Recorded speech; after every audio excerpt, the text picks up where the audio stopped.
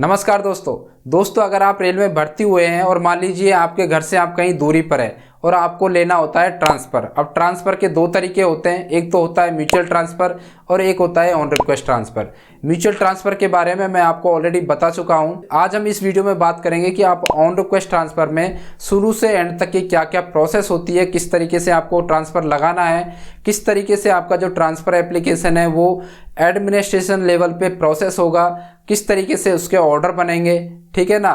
तो ये हम पूरी प्रोसेस आज के इस वीडियो में सीखने वाले हैं। तो गाइज वीडियो लंबा जरूर होगा लेकिन बहुत ही ज़्यादा इन्फॉर्मेटिव है। अगर आपको ऑन रिक्वेस्ट ट्रांसफ़र लेना है और आप ऑन रिक्वेस्ट ट्रांसफ़र में इंटरेस्टेड हैं और आपको पूरा प्रोसेस जानना है तो गाइज आज का ये वीडियो आपको शुरू से एंड तक जरूर देखना चाहिए। अगर आपको ऑन रिक्वेस्ट ट्रांसफ़र से संबंध में कुछ जानकारी चाहिए तो आप इस वीडियो को जरूर देख सकते हैं, आपको नॉलेज रहेगी। और गाइज यहाँ पे एक बात मैं क्लियर कर देना चाहता हूँ, इस वीडियो में जो भी मैं बता रहा हूँ वो अपनी सोच समझ के आधार पे बता रहा हूँ। अभी वर्तमान में जो प्रोसीजर चल रहा है उस प्रोसीजर के आधार पे बता रहा हूँ। हो सकता है भविष्य में ये चीज़ें बदल जाए तो आपको उसके अकॉर्डिंग लेना है। ज़्यादा जानकारी के लिए आप HRMS ने जो ऑन रिक्वेस्ट से संबंधित गाइडलाइन जारी की है उस गाइडलाइन को आप फॉलो कर सकते हैं। तो यहाँ पर मेरा इस पूरे प्रोसेस का आप कोई भी इंटरप्रिटेशन ना करें, किसी भी प्रशासनिक कार्रवाई के लिए इसको मान्य ना करें। यहाँ पर सिर्फ मैं अपने ऑब्जर्वेशन बता रहा हूँ किस तरीके से प्रोसेस होता है। हाय गाइज, मैं हूँ रवि और स्वागत है आपका हमारे यूट्यूब चैनल जॉरवाल टेक पर। तो गाइज यार चैनल पे नए हो तो यार सबसे पहले चैनल को सब्सक्राइब कर लीजिए, लाइक कर लीजिए, वीडियो को ज़्यादा से ज़्यादा लोगों में शेयर कर लीजिए। मुझे उम्मीद है दोस्तों आपको मेरी वीडियोज पसंद आती होंगी, आपको मेरे द्वारा दी जाने वाली जानकारी इन्फॉर्मेटिव लगती होगी, आपके काम की होगी। तो गाइज यार सबसे पहले अगर आपने अभी तक भी चैनल को सब्सक्राइब नहीं किया है तो यार चैनल को जरूर सब्सक्राइब कर लीजिए, इससे मुझे मोटिवेशन मिलता है।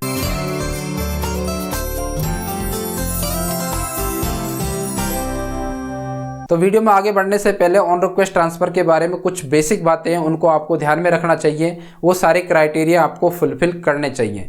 तो ऑन रिक्वेस्ट ट्रांसफ़र के लिए आपको जो भी आपकी एजुकेशन क्वालिफिकेशन है, जिस पोस्ट के लिए आप ऑन रिक्वेस्ट ट्रांसफ़र लगा रहे हैं उसकी एजुकेशन क्वालिफिकेशन आपके पास होनी चाहिए, उसकी मेडिकल की कैटेगरी आपके पास होनी चाहिए और आप जिस पोस्ट पर डायरेक्ट कोटे का एलिमेंट होता है उसी पोस्ट पर आप ऑन रिक्वेस्ट ट्रांसफ़र लगा सकते हैं, ठीक है ना।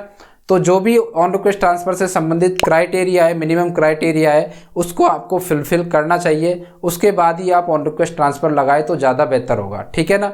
तो यहाँ पर मैं आपको स्पाउस, आपका अगर कोई हैंडीकैप्ड का है या नॉर्मल है, सारे प्रोसेस इस वीडियो में कवर हो जाएंगे। तो ये वीडियो है जो शुरू से एंड तक ज़रूर देखिएगा। लंबा है बट इन्फॉर्मेटिव है। तो मैं आपसे रिक्वेस्ट करूंगा या तो आप इस वीडियो को अभी स्किप कर सकते हैं या फिर आपको इसको पूरा A से Z तक जरूर देखें। तो गाइस सबसे पहले हम देखते हैं एम्प्लॉय का पार्ट कि एम्प्लॉय किस तरीके से HRMS में अपना on request transfer application submit करेगा। इसके लिए मैंने ऑलरेडी भी वीडियो बनाया लेकिन मैं यहाँ पर भी बता देता हूँ क्योंकि यहाँ तो हमें शुरू से एंड तक का सारा प्रोसेस बताना है ना। तो यहाँ पे देखते हैं कि एम्प्लॉय किस तरीके से सबमिट करेगा और उसके बाद किस तरीके से आगे एडमिनिस्ट्रेशन इस केस को प्रोसेस करेगा। तो गाइज अब हम देखते हैं कि ऑन रिक्वेस्ट ट्रांसफ़र का क्या प्रोसीजर रहेगा शुरू से एंड तक, यानी कि A से Z तक हम पूरी डिटेल इसमें सीखेंगे। तो गाइज वीडियो बहुत ज़्यादा लंबा होने वाला है तो आप प्लीज़ वीडियो को एंड तक ज़रूर देखिएगा। ये बहुत ही ज़्यादा यूजफुल है अगर आपको ऑन रिक्वेस्ट ट्रांसफ़र लेना है तो। और गाइज वीडियो में आगे बढ़ने से पहले यार चैनल को भी जरूर सब्सक्राइब कर लेना। तो गाइज सबसे पहले हमने लॉगिन कर लिया एक एम्प्लॉय की आईडी से। उसके बाद हम जाते हैं यहाँ पे IRHRMS ESS, ये वाला हमारा ऑप्शन है IRHRMS ESS। और यहाँ पे जाने के बाद हमारे पास ऑप्शन आएगा ऑन रिक्वेस्ट ट्रांसफ़र एप्लीकेशन का।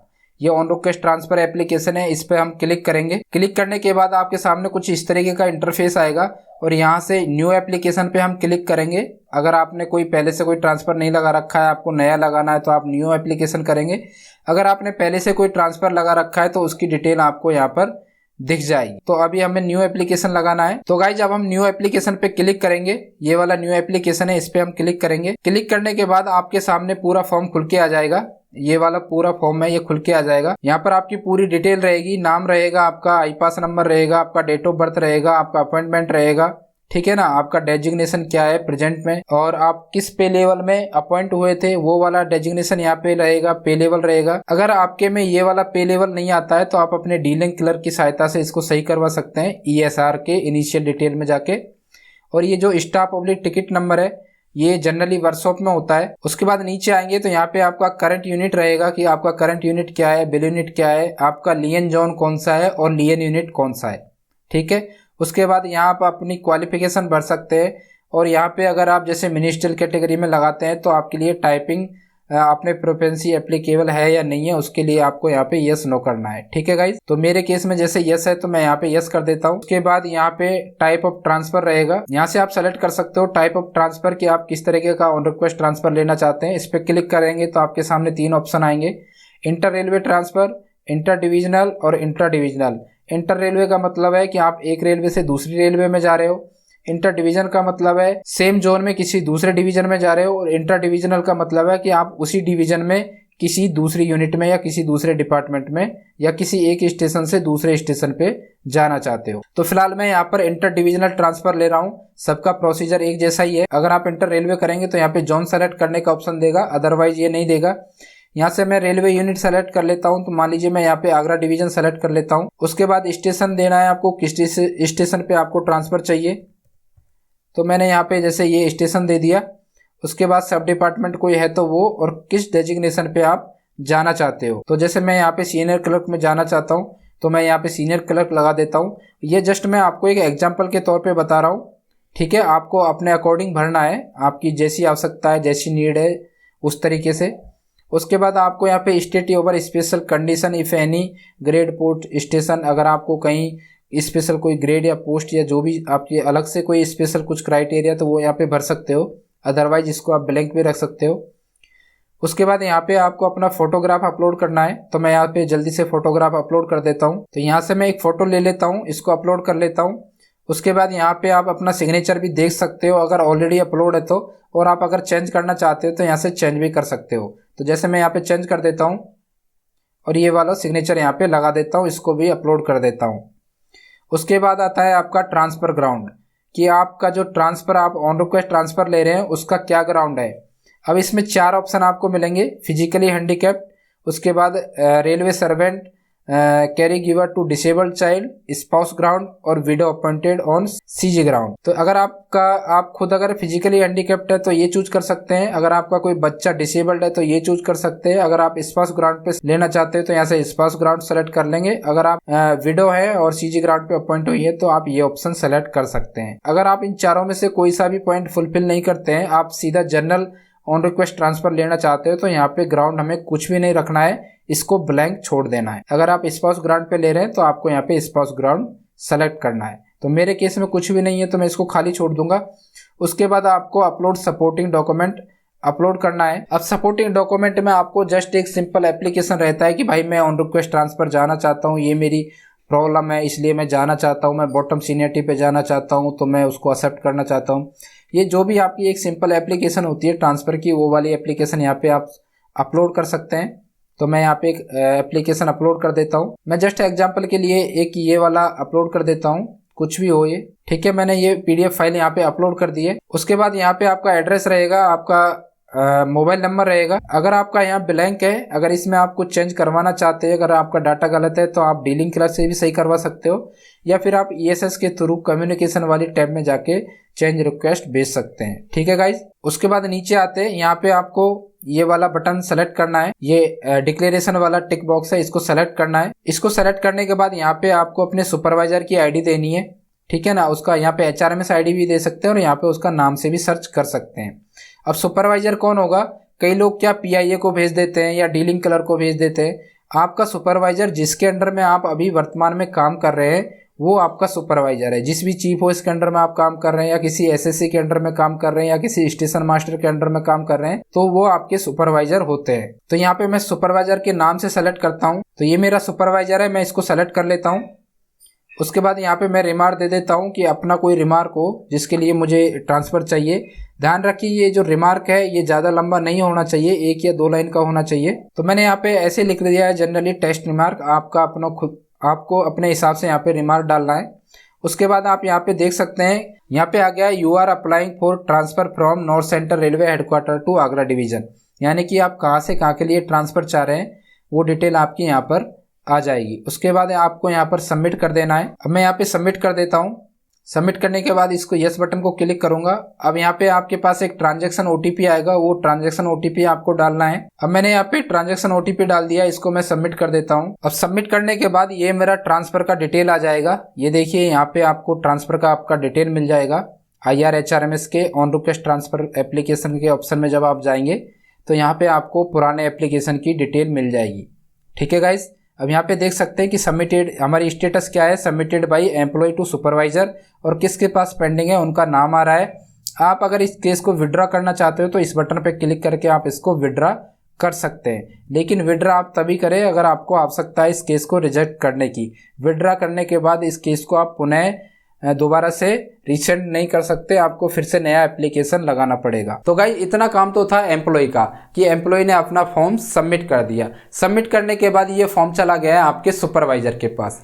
अब आपके सुपरवाइजर और आगे का जो प्रशासन है वो किस तरीके से फॉर्म को आगे प्रोसेस करेगा, आइए देखते हैं आगे कंटिन्यू इस वीडियो में। अब हम खोलते हैं इनकी, हमारे सुपरवाइजर की आईडी। जिस सुपरवाइजर के पास आपका ट्रांसफर एप्लीकेशन गया है ऑन रिक्वेस्ट वाला, उनकी आईडी ओपन करनी है, मतलब उनके पास केस गया है तो हम उनकी आईडी ओपन कर लेते हैं। अब हम लॉगिन हो चुके हैं सुपरवाइजर की आईडी से, जिनका हमने नाम डाला था वो नाम आप यहाँ पे देख सकते हैं। उनकी आईडी से हम लॉगिन हो चुके हैं। अब सुपरवाइजर इनको क्या करेगा, भेजेगा डीलिंग क्लर्क के पास। तो सुपरवाइजर क्या करेगा, ये मेन्यू वाले ऑप्शन में आएगा, नीचे आएगा, और नीचे आने के बाद यहाँ पे एक ट्रांसफर वाला ऑप्शन है, इस ट्रांसफर वाले ऑप्शन पे क्लिक करेगा।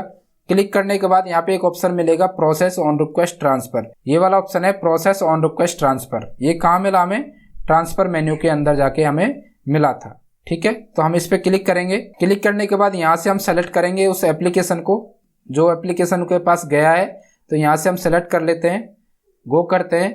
गो करने के बाद उस एम्प्लॉय की पूरी डिटेल मिल जाएगी, यानी कि आपके फॉर्म की पूरी डिटेल मिल जाएगी। यहाँ पे आप पूरी डिटेल देख सकते हैं। अब यहाँ पे एक ऑप्शन आता है करंट डेजिग्नेशन, ये वाला है, और ये पोस्ट किसके द्वारा कंट्रोल की जाती है। पोस्ट जो भी आपका लियन रहेगा वो आपको यहाँ पर दिखाएगा, लियन यूनिट जो भी रहेगा वहाँ पे ये कंट्रोल वाला आपका दिखाएगा। उसके बाद वो नीचे आएगा, आपकी पूरी डिटेल चेक करेगा और वो देखेगा कि आपने किसके लिए ट्रांसफर लगाया है। ट्रांसफर सूट में पूरी डिटेल आपकी देख लेगा कि भाई कहाँ के लिए लगाया है, किस तरीके का ट्रांसफर है, और जिस पोस्ट को आपने लगाया है वो पोस्ट किसके द्वारा कंट्रोल की जाती है। यहाँ से वो आपका फोटो देख सकता है, यहाँ से आपका सिग्नेचर देख सकता है, यहाँ से आपका सपोर्टिंग डॉक्यूमेंट देख सकता है, और यहाँ से आपका ट्रांसफर ग्राउंड देख सकता है। उसके बाद यहाँ पे एड्रेस रहेगा और यहाँ पे आपका मोबाइल नंबर रहेगा। नीचे आएगा, नीचे आने के बाद वो रिमार्क देखेगा, एम्प्लॉय का क्या रिमार्क है, और यहाँ पे उसको स्टेटस भी दिख जाएगा।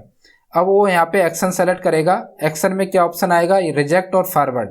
या तो वो रिजेक्ट कर सकता है इस एप्लीकेशन को, और या वो फॉरवर्ड कर देगा। अब ये उसके ऊपर डिपेंड है वो क्या करना चाहता है। ठीक है, तो हम इसको आगे फॉरवर्ड करते हैं। फॉरवर्ड करने के बाद वो फॉरवर्ड टू डीसी सेलेक्ट करेगा, यानी कि ये आपके डीलिंग क्लर्क के पास जाएगा जो आपका SRDC होता है। यहाँ से वो डीलिंग क्लर्क सेलेक्ट करेगा।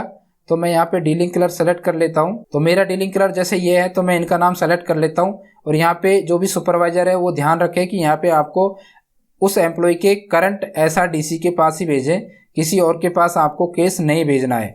और यहाँ पे वो रिमार्क दे देगा अपना सुपरवाइजर कि उसका क्या अपना ओपिनियन है इस केस के बारे में, क्या रिमार्क देना चाहता है। तो मैं यहाँ पे लिख देता हूँ सुपरवाइजर रिमार्क, और उसके बाद इसको सबमिट कर देते हैं इस सबमिट बटन पे जाके। जैसे हम सबमिट करेंगे, यस करेंगे, यस करने के बाद उनसे वो ट्रांजैक्शन OTP मांगेगा, तो सुपरवाइजर अपनी ट्रांजैक्शन OTP यहाँ पे एंटर करेगा। तो मैंने ट्रांजैक्शन OTP एंटर कर दिया, उसके बाद सबमिट कर देता हूँ। सबमिट देखिए ये सक्सेसफुली सबमिट हो गया है। अब ये केस चला गया है हमारे डीलिंग क्लर्क के पास, यानी कि आपके डीलिंग क्लर्क के पास ये एप्लीकेशन चला गया है। अब हम डीलिंग क्लर्क की आईडी से लॉगिन करते हैं। लॉगिन करने से पहले हम केस की स्टेटस देख लेते हैं आपकी आईडी पे, यानी कि आपने अगर ट्रांसफर लगाया तो उसकी क्या स्टेटस है वो आपको किस तरीके से दिखाएगी। तो हम फिर से अपनी आईडी ओपन कर लिए, और ओपन करने के बाद यहाँ पे फिर से ऑन रिक्वेस्ट ट्रांसफर पे क्लिक करेंगे।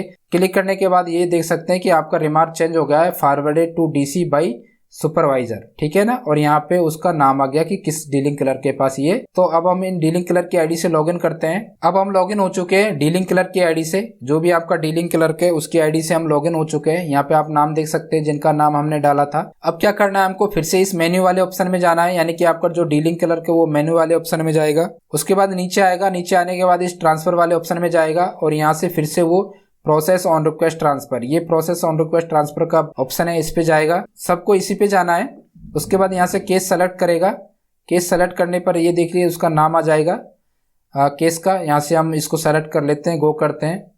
गो करने के बाद फिर से वही पूरी डिटेल आएगी, ये भी पूरी डिटेल को चेक करेंगे कि सारा डाटा सही है या गलत है। उसके बाद नीचे आएंगे और यहाँ पे वो आपका ESR भी देख सकता है कि आपका ESR में क्या डिटेल भरा हुआ है। ठीक है। और यहाँ पे कहाँ के लिए वो ट्रांसफ़र लगा रहे हैं वो आ जाएगा, और जहाँ पर आपने लगाया वो किस यूनिट के द्वारा कंट्रोल होती है, ठीक है। उसके बाद फिर से वही पूरी डिटेल चेक कर लेगा, और यहाँ पे वो सुपरवाइजर का रिमार्क भी दे सकता है और एम्प्लॉय का रिमार्क भी दे सकता है।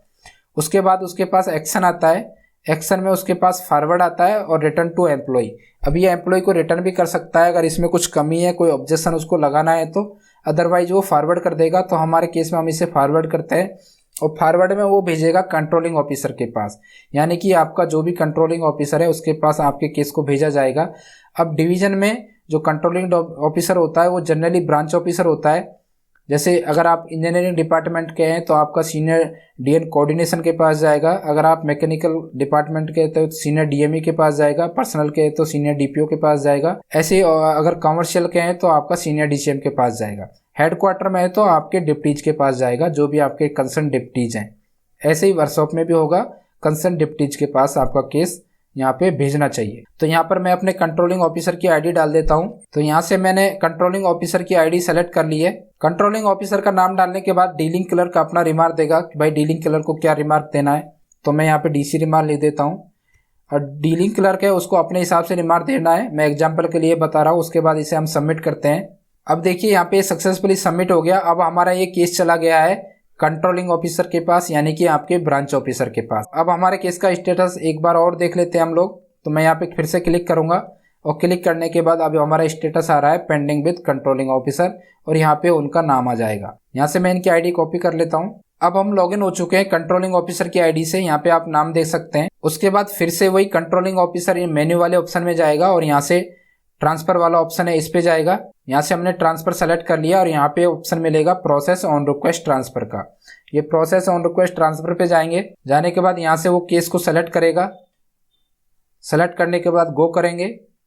गो करने के बाद फिर से उन्हीं के पास पूरी डिटेल में दिखेगी, और पूरी डिटेल को चेक करेंगे। अब मैं यहाँ पे आपको बार बार नहीं बताऊंगा कि कौन क्या चेक करेगा, उन सब अपनी अपनी जगह पर सारी डिटेल चेक करेंगे।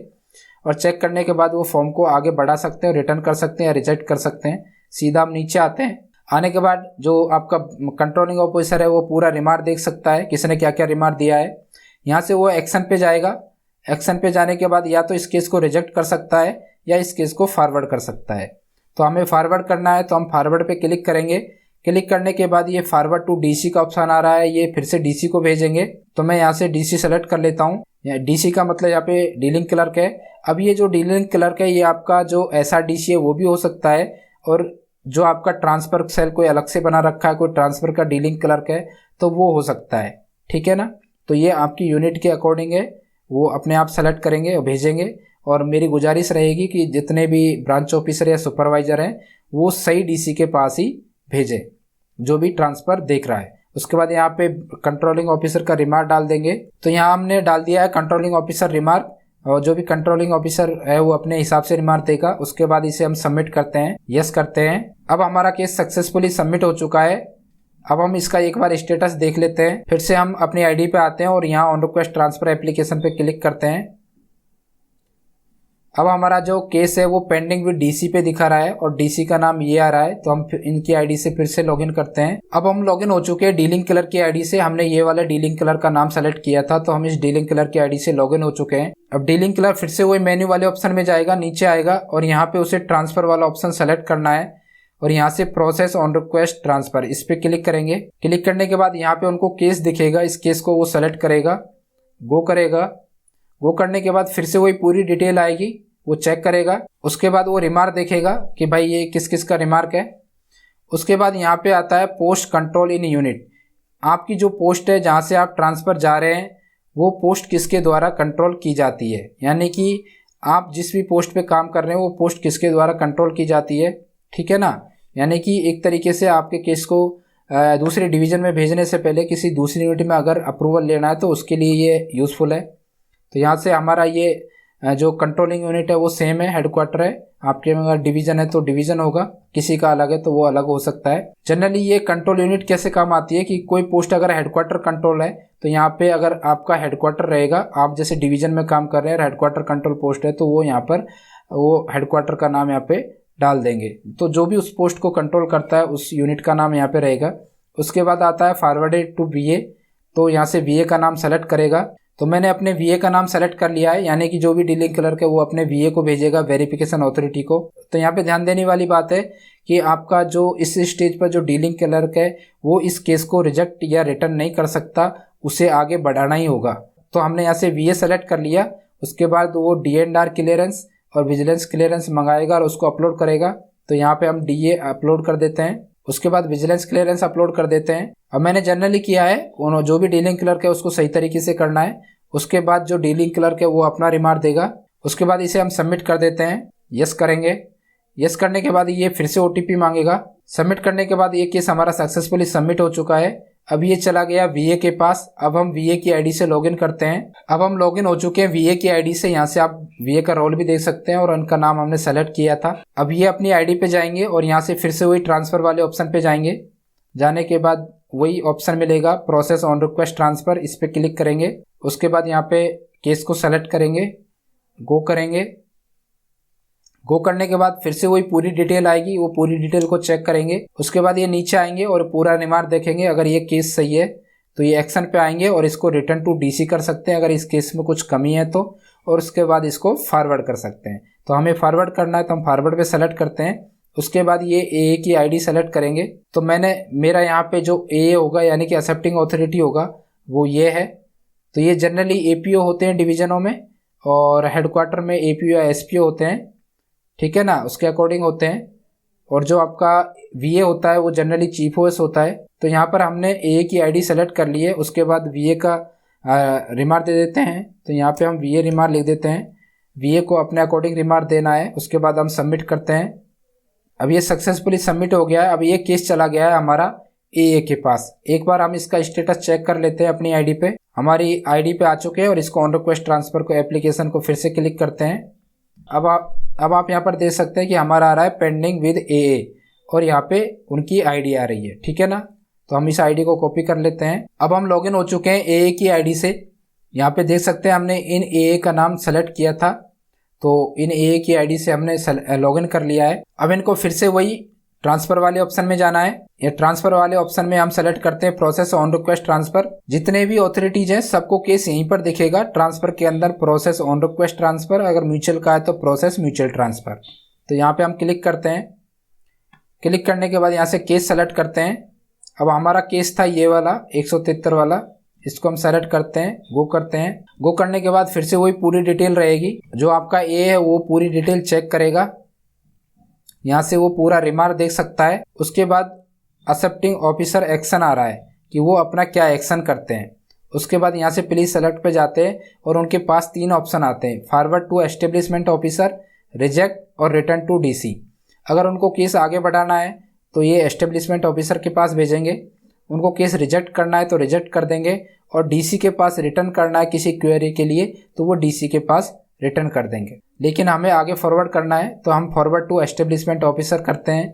अब एस्टेब्लिशमेंट ऑफिसर जनरली डिवीजन में सीनियर DPO होता है और हेडक्वार्टर में डिप्टी होता है। उसके बाद एस्टेब्लिशमेंट ऑफिसर की आईडी डालेंगे। तो मैंने यहाँ पे अपने एस्टेब्लिशमेंट ऑफिसर यानी कि हमारे डिप्टी साहब की आईडी यहाँ पे डाली है। डिवीजन में ये केस जनरली सीनियर DPO के पास जाएगा। उसके बाद यहाँ पे AA अपना रिमार्क लिखेगा, तो मैं यहाँ पे लिख देता हूँ AA रिमार्क। उसके बाद सबमिट करेंगे। अब हमारा केस सक्सेसफुली सबमिट हो चुका है। अब ये हमारा केस पहुंच गया है एस्टेब्लिशमेंट ऑफिसर के पास। अब एक बार हम स्टेटस चेक कर लेते हैं। अब आप देख सकते हैं यहाँ पे हमारा जो स्टेटस है वो बदल गया है, एस्टेब्लिशमेंट ऑफिसर असाइंड, और इनके पास पेंडिंग है। इनकी आईडी कॉपी कर लेते हैं। अब हम लॉगिन हो चुके हैं एस्टेब्लिशमेंट ऑफिसर की आईडी से। आप उनका नाम देख सकते हैं। अब आप सोच रहे होंगे कि ये नाम 2 बार कैसे आया। तो एक बार मैंने अपने केस को भेजा था एज ए कंट्रोलिंग ऑफिसर के तौर पे, और दूसरी बार मैंने ये भेजा है एज ए एस्टेब्लिशमेंट ऑफिसर के तौर पे। एस्टेब्लिशमेंट ऑफिसर के तौर पे तो डिप्टी CPO पर्सनल डिपार्टमेंट के ये आदमी रहते हैं, और कंट्रोलिंग ऑफिसर में आपके खुद के डिपार्टमेंट के जो BO होते हैं वो होते हैं, ठीक है। तो इसको लेकर आप कंफ्यूज नहीं होइएगा। उसके बाद एस्टेब्लिशमेंट ऑफिसर यहाँ ऑप्शन में जाएगा, और ऑप्शन में जाने के बाद वही ट्रांसफ़र वाला ऑप्शन सेलेक्ट करेगा और यहाँ से प्रोसेस ऑन रिक्वेस्ट ट्रांसफ़र पर क्लिक करेगा। क्लिक करने के बाद यहाँ से वो आपका केस सेलेक्ट करेगा, उसके बाद गो करेगा। उसके बाद आपकी पूरी डिटेल चेक करेगा। यहाँ से वो रिमार्क देखेगा किसने क्या क्या रिमार्क दिया है। उसके बाद यहाँ पे वो अपना एक्शन लेगा। एक्शन में उसके पास 2 ऑप्शन आएंगे, फॉरवर्ड टू DRM/CWM और रिटर्न टू AA। यानी कि एस्टेब्लिशमेंट ऑफिसर अगर केस को आगे भेजेगा डीआरएम के पास या सीडब्ल्यूएम के पास या हेडक्वार्टर में पीएचओडी के पास, तो ये वाला ऑप्शन सेलेक्ट करेगा। अगर उसे केस को रिटर्न करना है किसी क्वेरी के लिए तो रिटर्न टू एए कर देगा। तो हमें आगे बढ़ाना है तो हम ये वाला ऑप्शन सेलेक्ट करते हैं। उसके बाद यहाँ पे हम डीआरएम और अगर उसके बाद हम यहाँ पे डीआरएम का नाम लिखते हैं। जो भी अथॉरिटीज़ हैं वहाँ पे जिनको भी पावर दे रखी है ट्रांसफ़र केस अप्रूवल करने की, उनके आईडी पे ये केस जाएगा। अगर डिवीज़न है तो ये केस डीआरएम या एडीआरएम जो भी अप्रूविंग अथॉरिटी है उसके पास जाएगा। हेडक्वार्टर में है तो कंसर्न पीएचओडी या एचओडी के पास जाएगा। तो यहाँ पर मैंने अपने सीपीओ की आईडी डाली है, ठीक है ना। आपके केस में ये आप डिवीज़न में काम करते हैं तो हो सकता है डीआरएम के पास जाए या एडीआरएम के पास जाए, जो भी आपका कंसर्न जो भी आपका अप्रूविंग अथॉरिटी है एज पर योर डिवीज़न की पॉलिसी के आधार पे उनके पास जाएगा। उसके बाद यहाँ पे रिमार्क डालेंगे। तो मैंने जनरली डाल दिया है ईएसटीजी ऑफिसर रिमार्क। जो भी एस्टेब्लिशमेंट ऑफिसर है वो अपना रिमार्क यहाँ पे डालेंगे। उसके बाद यहाँ पे सबमिट करेंगे। और सबमिट करने से पहले आपने अभी तक चैनल को सब्सक्राइब नहीं किया है तो यार सबसे पहले चैनल को सब्सक्राइब भी कर लीजिएगा, वीडियो को लाइक कर दीजिएगा और शेयर भी कर दीजिएगा। उसके बाद हम यहाँ से सबमिट करते हैं।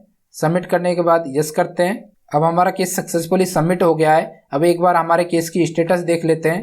अब हमारा केस पहुंच गया है फॉरवर्डेड टू DRM/CWM। तो यहाँ पर हमारा केस चला गया है सीपीओ के पास।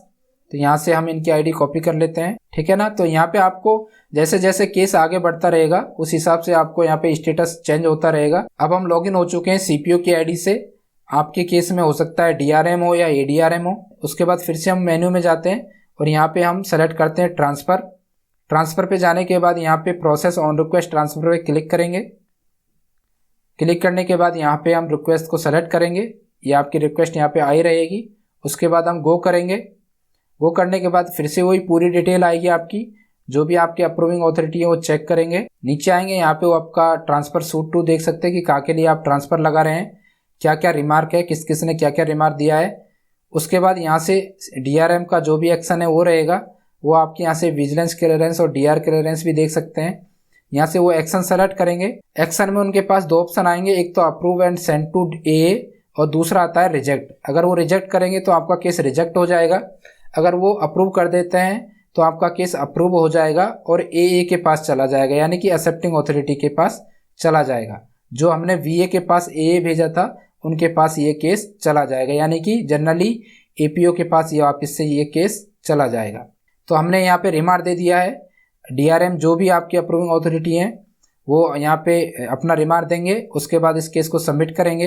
अब हमारा केस सक्सेसफुली सबमिट हो गया है और ये चला गया है एए की आईडी पे। अब हमारे केस की स्टेटस देख लेते हैं। अब हमारे केस की स्टेटस हो गई है accepted by DRM/CWM pending with accepting officer, ठीक है ना।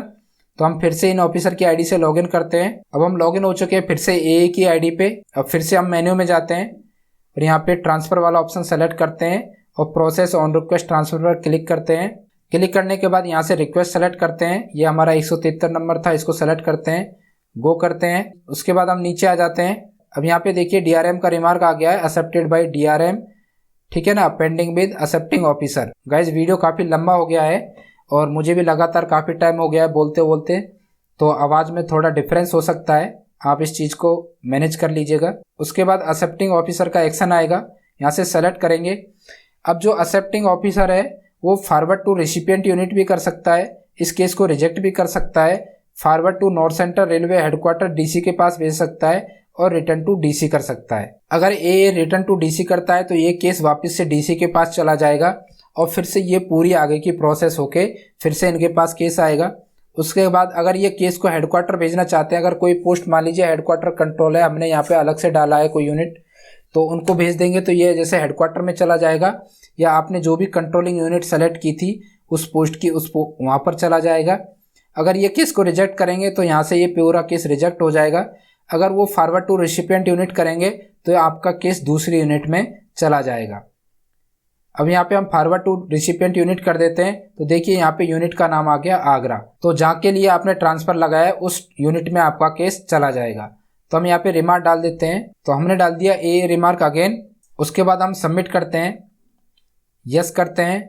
अब हमारा केस सक्सेसफुली सबमिट हो गया है और हमारा केस चला गया है दूसरे डिवीजन में, जहाँ के लिए आपने लगाया था आपका केस चला गया है वो आपके डिवीजन में। एक बार हम स्टेटस चेक कर लेते हैं। फिर से हम IRHRMS ESS में जाते हैं और ऑन रिक्वेस्ट ट्रांसफ़र एप्लीकेशन में जाते हैं। अब यहाँ पे आपका जो केस का स्टेटस है वो आ गया है फॉरवर्ड टू रिसिपिएंट यूनिट। अब यहाँ पे पेंडिंग विद में आ गया transfer cell member of Agra division. Agra division में जो भी कोई ट्रांसफर सेल मेंबर होगा उसके पास आपका केस चला गया है। जितने भी ऑन रिक्वेस्ट ट्रांसफ़र है वो दूसरी यूनिट में जाएंगे तो वहाँ के ट्रांसफ़र सेल मेंबर के पास जाएंगे। अब ट्रांसफ़र सेल मेंबर क्या होता है, किस तरीके से बनाया जाता है, इसके लिए मैंने ऑलरेडी वीडियो बना रखा है, आप जाके वीडियो को देख सकते हैं। तो गाइज इतना काम तो था आपके यूनिट का, यानी कि जो भी एम्प्लॉय जिस यूनिट में वर्क कर रहा है उस यूनिट के प्रशासन का इतना काम था। अब आपके AA ने आपकी फाइल भेज दी है आपके रेसिपिएंट यूनिट ने। आपका जो एप्लीकेशन है वो चला गया है, जहां पर आप ट्रांसफ़र चाहते थे उस यूनिट में अब आपका ट्रांसफ़र चला गया है। अब रेसिपिएंट यूनिट में किस तरीके से प्रोसेस होगा आइए देखते हैं आगे इस वीडियो में। और गाइज आपको वीडियो पसंद आ रही है तो यार चैनल को भी सब्सक्राइब कर लीजिए। अब हम लॉगिन करते हैं आगरा डिवीजन के ट्रांसफर सेल मेंबर की आईडी से। अब हम लॉगिन हो चुके हैं रेसिपिएंट यूनिट के ट्रांसफर सेल मेंबर की आईडी से, यानी कि वहाँ का जो भी ट्रांसफर सेल मेंबर होगा उसकी आईडी से लॉगिन करना है। जो भी आपका रेसिपिएंट यूनिट है जहाँ के लिए आपका केस गया है, यहाँ से मैंने लॉगिन कर लिया है। उसके बाद फिर से TCM वही मेनू वाले ऑप्शन में जाएगा और यहाँ से ट्रांसफर में जाएगा। ट्रांसफर में जाने के बाद फिर से वही प्रोसेस ऑन रिक्वेस्ट ट्रांसफर पर क्लिक करेगा। क्लिक करने के बाद उसके पास जितने भी केस आए रहेंगे वो सारे केस यहाँ पे दिखेंगे, तो केस को सेलेक्ट करेगा। उसके बाद गो करेगा। गो करने के बाद फिर से पूरा केस दिखाएगा। फिर वो नीचे आएंगे और नीचे आने के बाद पोस्ट कंट्रोल इन यूनिट, ये कि ये पोस्ट किस यूनिट में कंट्रोल करती है वो यहाँ पे डिटेल डालेंगे कि ये पोस्ट भाई जिस भी पोस्ट के लिए आपने लगाया था वो पोस्ट किस यूनिट के द्वारा कंट्रोल की जा रही है। ठीक है ना, हो सकता है ये पोस्ट किसी दूसरे यूनिट के द्वारा कंट्रोल की जा रही हो। हमारे केस में सेम है तो हम इसको एज इट इज रहने देंगे। उसके बाद फॉरवर्ड टू DC, ये केस को भेज देंगे कंसर्न डीलिंग क्लर्क के पास, जो भी आपके केस को वहाँ पर डील करेगा उस डिवीज़न में। ठीक है ना, उस यूनिट में जो भी आपके डीलिंग क्लर्क होंगे, जो भी आपके केस को डील करेंगे, ये उनके पास भेज देंगे। तो यहाँ से हम डीलिंग क्लर्क सेलेक्ट कर लेते हैं। ये हमने एक डीलिंग क्लर्क सेलेक्ट कर लिए, इनका नाम दे सकते हैं। उसके बाद यहाँ पे रिमार्क दे देते हैं। इसके बाद सबमिट कर देते हैं। सबमिट करने के बाद ये सक्सेसफुली सबमिट हो गया।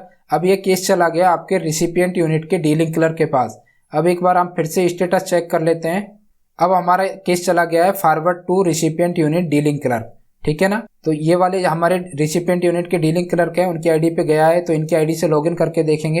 अब हम लॉगिन हो चुके हैं रिसिपिएंट यूनिट के डीलिंग क्लर्क की आईडी से, आप यहाँ से देख सकते हैं रोल भी, और इनको हमने भेजा था। उसके बाद ये फिर से मेन्यू ऑप्शन में जाएंगे। यहाँ से ट्रांसफ़र सेलेक्ट करेंगे और ट्रांसफ़र के अंदर में प्रोसेस ऑन रिक्वेस्ट ट्रांसफ़र इस पे जाएंगे और यहाँ पे आपका जो भी केस रहेगा उसको सेलेक्ट करेंगे। गो करेंगे। गो करने के बाद फिर से डिटेल आ जाएगी, वो आपकी पूरी डिटेल को चेक करेंगे। यहाँ से वो आपके ESR को भी देख सकते हैं। यहाँ से फ़ोटो, सिग्नेचर, सपोर्टिंग डॉक्यूमेंट है, ट्रांसफ़र ग्राउंड है, वो सारी चीज़ चेक करेंगे। नीचे आएंगे, जितने भी रिमार्क है वो सारे रिमार्क देखेंगे। उसके बाद यहाँ से आपकी विजिलेंस क्लियरेंस, जेंडर क्लियरेंस देख सकते हैं और उसके बाद फॉरवर्ड टू VA का ऑप्शन आएगा और यहाँ से उन्हें VA को सेलेक्ट करना पड़ेगा। तो यहाँ पे हम VA सेलेक्ट कर लेते हैं। तो हमने VA सेलेक्ट कर लिया है रिसिपिएंट यूनिट का, ये हमारे VA हैं, उनकी आईडी पे हम भेजते हैं।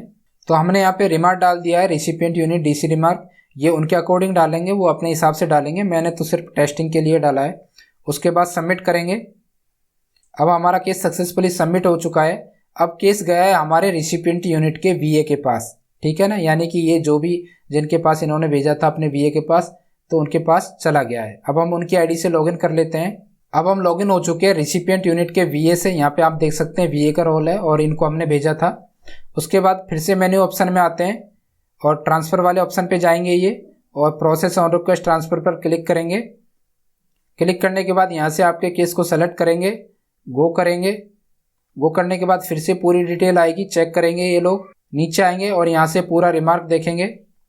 रिमार्क देखने के बाद ये एक्शन सेलेक्ट करेंगे। एक्शन में इनके पास फिर से दो ऑप्शन आएंगे, रिटर्न टू DC और फॉरवर्ड। तो अगर इनको कुछ ऑब्जेक्शन है तो ये रिटर्न टू DC कर सकते हैं, अदरवाइज ये फॉरवर्ड करेंगे। फॉरवर्ड में ये केस जाएगा AA के पास, तो यहाँ से हम AA को भेजते हैं। ये हमारे AA हैं और ये एक्सेप्टिंग अथॉरिटी हैं, मतलब रिसिपिएंट यूनिट के, तो इनको हम भेज देते हैं।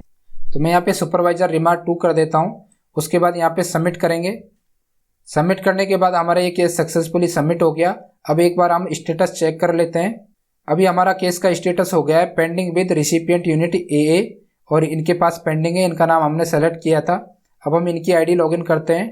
अब हम लॉगिन हो चुके हैं AA की आईडी से, यानी कि जो भी हमारा रिसिपिएंट यूनिट का AA रहेगा यानी कि एक्सेप्टिंग अथॉरिटी रहेगा उनकी आईडी से हम लॉगिन करते हैं। इनको हमने सेलेक्ट किया था। फिर से ये मेन्यू ऑप्शन में जाएंगे और ये ट्रांसफ़र वाले ऑप्शन में जाएंगे और प्रोसेस ऑन रिक्वेस्ट ट्रांसफ़र में जाएंगे। जाने के बाद यहाँ से ये आपके केस को सेलेक्ट करेंगे, गो करेंगे, आपके केस की फिर से पूरी डिटेल आ जाएगी। उसके बाद ये नीचे आएंगे, पूरी डिटेल को चेक करेंगे कि आपका केस सही है या नहीं है। उसके बाद ये नीचे आएंगे, आने के बाद यहाँ से एक्शन सेलेक्ट करेंगे। एक्शन में फॉरवर्ड टू ब्रांच ऑफिसर भी रह सकता है, रिजेक्ट भी रह सकता है और रिटर्न टू DC भी रहेगा। रिटर्न टू DC करेंगे तो ये केस आपका रिसिपिएंट यूनिट के डीलिंग क्लर्क के पास वापस से चला जाएगा और जो भी उन्होंने क्यूरी रहेगी उसका ओवरकम करके वो फिर से केस सबमिट करेंगे। फिर से केस VA के पास आएगा और इनके पास आएगा। अगर वो केस को रिजेक्ट करते हैं तो आपका केस पूरी तरीके से रिजेक्ट हो जाएगा और आपको फिर से नया केस कोई लगाना पड़ेगा। उसके बाद आता है फॉरवर्ड टू ब्रांच ऑफिसर, तो ये केस को आगे ब्रांच ऑफिसर के पास भेज देंगे। अब ये केस जाएगा आपके रिसिपिएंट यूनिट के ब्रांच ऑफिसर के पास, ठीक है ना। आपका जो भी डिपार्टमेंट है जहाँ पे भी आप लगा रहे हो, मान लीजिए आप इंजीनियरिंग डिपार्टमेंट के हैं तो आपके सीनियर DN कोऑर्डिनेशन के पास जाएगा, रेसिपिएंट यूनिट के जो सीनियर DN कोऑर्डिनेशन होगा। और आप जैसे पर्सनल के तो सीनियर DPO के पास जा सकता है और आप मान लीजिए आप मैकेनिकल के तो सीनियर DMA के पास जा सकता है, आपके दूसरे रेसिपिएंट यूनिट के ब्रांच ऑफिसर के पास, ठीक है ना। तो मेरे केस में मैं यहाँ के सीनियर DPO के पास भेज देता हूँ। तो मैंने सीनियर DPO की आईडी सेलेक्ट कर ली है, मेरे रेसिपिएंट यूनिट के जो ब्रांच ऑफिसर हैं उनकी आईडी सेलेक्ट कर ली है। मैंने यहाँ पे AA2 रिमार्क लिख दिया है। उसके बाद केस को सबमिट करेंगे। हमारा केस सक्सेसफुली सबमिट हो गया है। अब हम एक बार रिमार्क देख लेते हैं। अब हमारे केस की जो स्टेटस है वो हो गई है recipient unit branch officer assign, ठीक है ना, और इनके पास हमने भेजा है तो इनकी आईडी हम सेलेक्ट कर लेते हैं। अब हम लॉगिन हो चुके हैं ब्रांच ऑफिसर की आईडी से। ये देखिए हमने इन ब्रांच ऑफिसर को भेजा था, इनकी आईडी से हम लॉगिन कर लिए हैं। ये फिर से मेन्यू ऑप्शन में आएंगे और यहाँ ट्रांसफर में जाएंगे और ट्रांसफर पे जाने के बाद फिर से वही प्रोसेस ऑन रिक्वेस्ट ट्रांसफर पर क्लिक करेंगे। क्लिक करने के बाद इनको केस, यहाँ पे आपका केस दिख जाएगा। गाइज वीडियो को बनाने में बहुत ज़्यादा मेहनत हो रही है तो यार आप वीडियो को ज़्यादा से ज़्यादा लोगों में शेयर कर दो और चैनल को अभी तक भी सब्सक्राइब नहीं किया है तो यार चैनल को सब्सक्राइब कर दीजिए। जल्दी से आप हमारे 1 लाख सब्सक्राइबर पूरे कर दीजिए। उसके बाद हम गो पे बटन पे क्लिक करते हैं, इनको पूरी डिटेल दिख जाएगी आपकी। ये आपकी पूरी डिटेल चेक करेंगे, नीचे आएंगे। नीचे आने के बाद यहाँ से ये एक्शन सेलेक्ट करेंगे और इसको फॉरवर्ड टू एस्टेब्लिशमेंट ऑफिसर और रिटर्न टू AA 2 ऑप्शन आएंगे। रिटर्न टू AA करेंगे तो ये आपका केस वापस से रेसिपिएंट यूनिट के AA के पास चला जाएगा। अगर ये आगे फॉरवर्ड करेंगे तो फॉरवर्ड टू एस्टेब्लिशमेंट ऑफिसर यानी कि सीनियर DPO को जनरली ये फॉरवर्ड कर देंगे और हेडक्वार्टर में ये डिप्टीज को फॉरवर्ड कर देंगे। अब मेरे केस में क्या है कि जो एस्टेब्लिशमेंट ऑफिसर है वो सेम ही रहेगा, यानी कि सीनियर DPO को मैंने भेजा था एज ए ब्रांच ऑफिसर तो एस्टेब्लिशमेंट ऑफिसर भी सीनियर DPO ही होगा। तो मैं फिर से इनका नाम सेलेक्ट कर लेता हूँ। आपके केस में ये अलग हो सकता है तो मैं यहाँ पे रिमार्क डाल देता हूँ BO2 रिमार्क। 2 का मतलब हम रिसिपिएंट यूनिट समझ लेते हैं। उसके बाद इस केस को सबमिट करेंगे, यानी कि आपका जो रिसिपिएंट यूनिट का BO है ब्रांच ऑफिसर है वो सबमिट करेगा। सबमिट करने के बाद आपका केस सबमिट हो गया है और ये चला गया है एस्टेब्लिशमेंट ऑफिसर के पास। एक बार फिर से हमारे केस की स्टेटस चेक कर लेते हैं। ऑन रिक्वेस्ट ट्रांसफर एप्लीकेशन पे क्लिक करते हैं और यहाँ पे देखिए स्टेटस चेंज हो गया है, recipient unit establishment officer assign, और यहाँ पे इनका नाम आ रहा है। और चूंकि हमारा सेम था, सीनियर DPO ही था, तो हमने सेम कोई भेज दिया था। आपके केस में ये अलग अलग रहेगा। आपका केस जो एस्टेब्लिशमेंट ऑफिसर है, आपका जो एस्टेब्लिशमेंट ऑफिसर है वो सीनियर DPO ही जनरली रहेगा। उसके बाद फिर से हमने आईडी को लॉगिन कर लिया है सीनियर DPO की आईडी से, यानी कि एस्टेब्लिशमेंट ऑफिसर की आईडी से। यहाँ से फिर से वही ट्रांसफ़र वाले ऑप्शन में जाएंगे और आपके केस को यहाँ पे सेलेक्ट करेंगे। उसके बाद गो करेंगे। गो करने के बाद फिर से डिटेल आएगी, ये पूरी डिटेल चेक करेंगे। उसके बाद ये एक्शन लेंगे। एक्शन में ये फॉरवर्ड टू DRM भी कर सकते हैं और रिजेक्ट भी कर सकते हैं, ठीक है ना। अगर इनको रिजेक्ट करना होगा तो रिजेक्ट करेंगे तो आपका पूरा केस रिजेक्ट हो जाएगा। अगर ये आगे फॉरवर्ड करेंगे तो फॉरवर्ड टू DRM और CWM को ये भेज सकते हैं, आपके केस में जैसा भी आपका है। अगर ये हेडक्वार्टर में है तो कंसर्न PHOD या HOD के पास जाएगा, और अगर ये कोई वर्कशॉप में है तो कंसर्न CWM के पास जाएगा, और डिवीज़न है तो DRM या ADRM के पास जाएगा। तो मैं मेरे केस को अभी ADRM साहब के पास भेज रहे हैं। तो मैंने यहाँ पे ADRM साहब को सेलेक्ट कर लिया है। आपके केस में ये DRM भी हो सकते हैं। उसके बाद एस्टेब्लिशमेंट ऑफिसर है वो अपना रिमार्क देंगे। उसके बाद सबमिट बटन पे क्लिक करेंगे।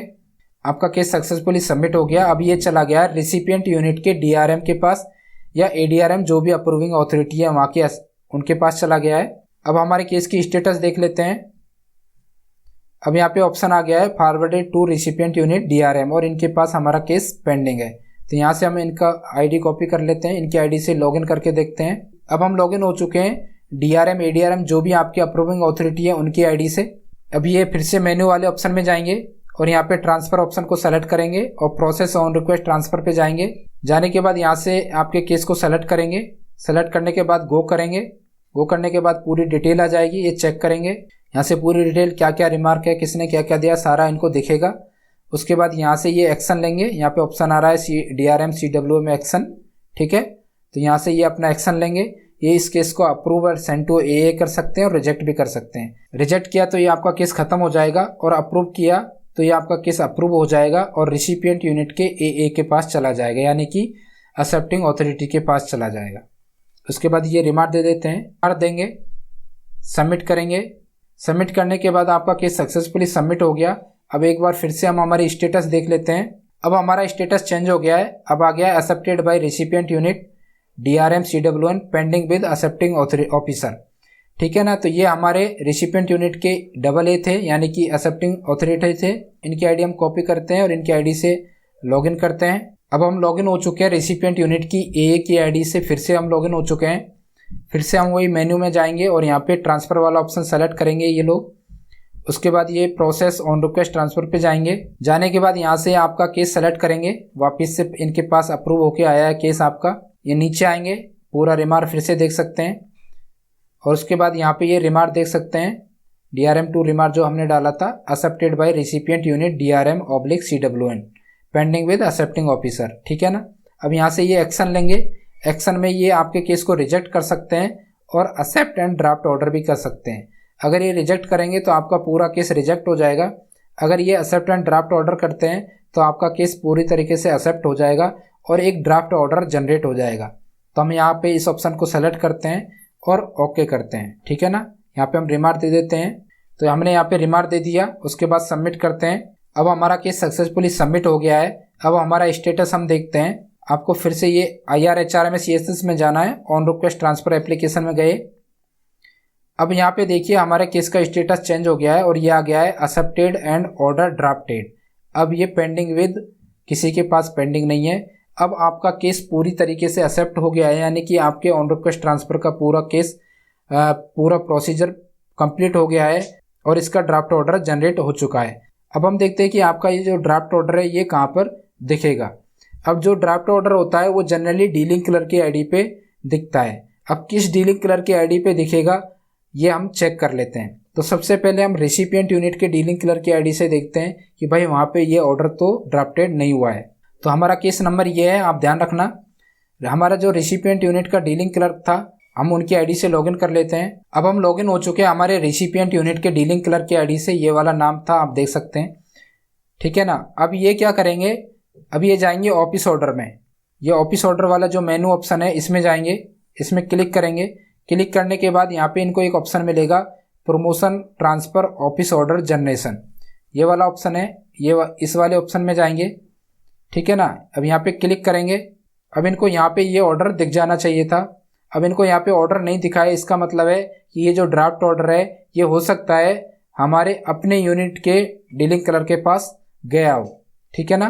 तो अब तो एक बार हम हमारे खुद के डीलिंग क्लर्क की ID पे देख लेते हैं। अब हम लॉगिन हो चुके हैं अपने खुद के डीलिंग क्लर्क की ID से, यानी कि आपका जो डीलिंग क्लर्क होगा खुद की यूनिट का, उनकी ID से हम लॉगिन किए हैं। अब ये क्या करेंगे, मेनू में जाएंगे और यहाँ से ऑफिस ऑर्डर में जाएंगे, ठीक है ना। ये ऑफिस ऑर्डर वाला ऑप्शन है, इसमें जाएंगे और इस पर क्लिक करने के बाद यहाँ पे promotion transfer office order generation पे जाएंगे, ठीक है ना। इस वाले ऑप्शन पे क्लिक करेंगे। क्लिक करने के बाद यहाँ से ये ऑर्डर सेलेक्ट करेंगे। अब यहाँ पे देख सकते हैं कि इनके पास हमारा ऑर्डर दिख रहा है, ये ऑन रिक्वेस्ट ट्रांसफ़र और यहाँ पे नाम आ रहा है। तो ये इस ऑर्डर को सेलेक्ट करेंगे, गो करेंगे और यहाँ पे देखिए आपकी पूरी डिटेल आ जाएगी। जो भी आपकी डिटेल है वो आपकी यहाँ पे आ जाएगी। यहाँ से ये एडिट करेंगे और एडिट करने के बाद यहाँ पे देखिए सब कुछ आ गया है। किस यूनिट के लिए ट्रांसफ़र ऑर्डर निकलना है वो भी यहाँ पे आ गया है, ठीक है ना। ये पूरा डिटेल जैसे ऑफिस ऑर्डर निकलता है उस हिसाब से भरेंगे। यहाँ पे ये अपना pre note, post note, issued by जो भी रहेगा, जो भी ऑफिस ऑर्डर जनरेशन का प्रोसीजर है वो फॉलो करेंगे। उसके बाद इस ऑफिस ऑर्डर को ये साइन करवाएंगे, उसके बाद इस ऑफिस ऑर्डर को ये साइन करवाएंगे और आपके लिए रिलीविंग के लिए ये भेज देंगे कि भाई इन एम्प्लॉय को रिलीव करके भेजा जाए। लेकिन यहाँ पे इशू एक ये फंसता है कि आपकी जो रिसिपिएंट यूनिट है वहाँ से एक एनओसी का लेटर आना चाहिए था। तो अभी ये प्रोसीजर एचआरएमएस में जोड़ा नहीं गया है कि रिसिपिएंट यूनिट से एनओसी जनरेट हो और वो फिर आए सेंडिंग यूनिट के पास और फिर सेंडिंग यूनिट अपने ऑफिस ऑर्डर से आपको रिलीविंग करके भेजे, जो कि एज पर हमारा जो पुराना प्रोसीजर चलता था ऑफलाइन में वो प्रोसीजर है। तो इस केस में आप क्या कर सकते हैं कि जो आपका रिसिपिएंट यूनिट है वो एक अलग से ऑफलाइन एनओसी आपके पास भेज देगा आपके सेंडिंग यूनिट में, और उस एनओसी के बिहाफ पे आपकी जो सेंडिंग यूनिट है वो आपको रिलीव करके इस ऑर्डर के बिहाफ उस ऑर्डर के बिहाफ पे इस ऑफिस ऑर्डर में आपको रिलीविंग का ऑर्डर बना के और आपको रिलीव करके भेज सकते हैं। इतना सब कुछ होने के बाद आपका अब हो चुका है ड्राफ्ट ऑर्डर तैयार, यानी कि आपका ड्राफ्ट ऑर्डर इशू हो गया है। अब आपका जो ये ड्राफ्ट ऑर्डर है वो चला गया है आपके डीलिंग क्लर्क की आईडी पर। डीलिंग क्लर्क एचआरएमएस के ऑफिस ऑर्डर में ट्रांसफर ऑफिस ऑर्डर में जाएगा, वहां पर उसको ये ड्राफ्ट वाला ऑर्डर दिख जाएगा। इसके बिहाफ पे वो एनओसी भेजेगा, ठीक है ना, इस ऑर्डर में ही आपकी एनओसी भेज दी जाएगी। इसके बाद जो आपका रिलीविंग वाला प्रोसेस है वो आपका एडमिनिस्ट्रेशन करेगा, ठीक है ना। तो ये था आपका शुरू से एंड तक कंप्लीट ऑन रिक्वेस्ट ट्रांसफर का प्रोसेस। तो I hope guys video informative होगा, आपने सीख लिया होगा कि शुरू से एंड तक ऑन रिक्वेस्ट ट्रांसफर की क्या क्या प्रोसेस होती है, कहाँ पर आपका एप्लीकेशन जाता है। तो गाइज मेरे द्वारा जो ये जानकारी दी गई है आई होप बहुत ज़्यादा अच्छी होगी, इन्फॉर्मेटिव होगी, आपको अच्छी लगी होगी। अगर आपको दी गई जानकारी अच्छी लगती है तो यार चैनल को सब्सक्राइब करें, वीडियो को शेयर करें, लाइक करें। मिलते हैं ऐसी इंटरेस्टिंग वीडियो के साथ। बहुत बहुत धन्यवाद।